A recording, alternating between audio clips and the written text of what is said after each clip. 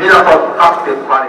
নির্বাচনের সময় যতই ঘনিয়ে আসছে ততই সরগরম রাজনীতির ময়দান। নির্বাচনের পূর্বে আলোচনায় সংখ্যানুপাতিক পদ্ধতি, জুলাই সনদ বাস্তবায়ন এবং সে আলোকে আগামী নির্বাচন। পেয়ার পদ্ধতি ব্যবহার করা দেশগুলো ভালো নেই বলে মন্তব্য করেন বিএনপির স্থায়ী কমিটির সদস্য ডাক্তার জাহিদ হোসেন।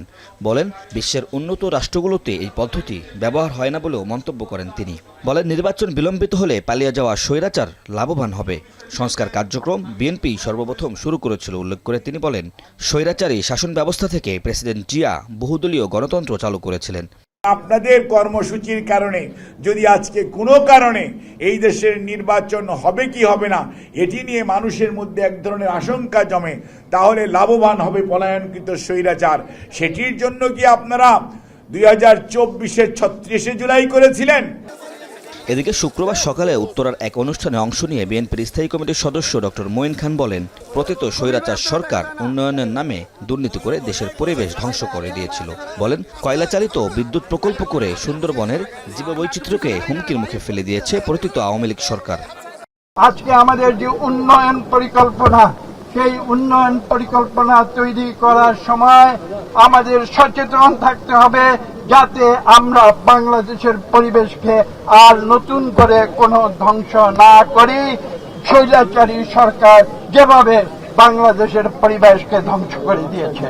রাজধানীর মানিক মিয়া এভিনিউয়ে মায়ের ডাক নামক সংগঠনের আয়োজনে মানববন্ধন ও প্রদর্শনীতে অংশ নিয়ে বিএনপির মহাসচিব মির্জা ফখরুল ইসলাম আলমগীর বলেন, বিগত 16 বছরের গুম খুনের জন্য দায়ী শেখ হাসিনা।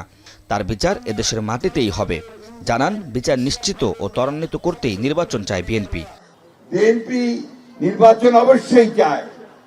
সেই নির্বাচন চায় এই বিচারকে নিশ্চিত করার জন্য, বিচারগুলোকে ত্বরান্বিত করার জন্য। অন্তর্বর্তী যে সরকার, তারা সম্পূর্ণ ব্যর্থ হয়েছে এই গুম কমিশনকে পাবলিককে নিয়ে আসার, পাবলিক শুনানি করার।